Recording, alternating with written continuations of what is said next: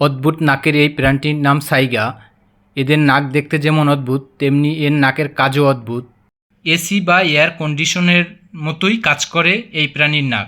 অর্থাৎ গরমের সময় এদের নাক বা বাতাসকে ঠান্ডা করে আর ঠান্ডার সময় বাতাসকে গরম করে।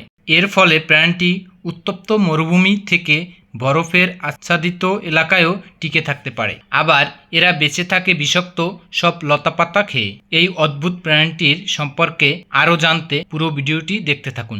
বিশ্বজুড়ে জলে স্থলে বিভিন্ন প্রাণীর অস্তিত্ব দেখতে পাওয়া যায়। এগুলোর কিছু প্রাণীর সঙ্গে আমরা পরিচিত এবং কিছু প্রাণীর সাথে পরিচিত না। আবার এমন অদ্ভুত প্রাণী আছে যেগুলোর বৈশিষ্ট্য সম্পর্কে আমাদের অনেকের কিছু জানা নেই। অঞ্চলভেদে বিভিন্ন প্রাণীর বৈশিষ্ট্য আলাদা হয়ে থাকে। এমনই স্বতন্ত্র বৈশিষ্ট্যের একটি প্রাণীর নাম হচ্ছে সাইগা, যাকে সাইগা সারাং বলা হয়। এর বৈজ্ঞানিক নাম সাইগা টার্কি বা টাটারি। বর্তমানে এই প্রাণীকে কাজাখস্তানের বনাঞ্চলে দেখা যায়।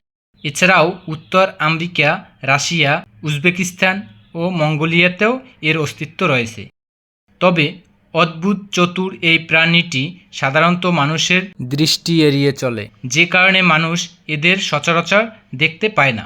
আগে চীনে, রোমানিয়া ও মলডোভাতেও দেখা যেত এই প্রাণী, কিন্তু নির্বিচারে শিকারের কারণে এসব অঞ্চলে প্রাণীটি এখন আর বিলুপ্তির পথে। প্রাণীটি দেখতে কিছুটা হরিণের মতো, তবে অন্য সব প্রাণীর চেয়ে আলাদা একটি নাকের কারণে। ঋতুভেদে যে কাজ করে আধুনিক বিজ্ঞানীর আবিষ্কার এয়ার কন্ডিশনার বা শীততাপ নিয়ন্ত্রণের। গ্রীষ্মকালে প্রাণীটির নাক গরম বাতাস ঠান্ডা করে ফুসফুসে পৌঁছে।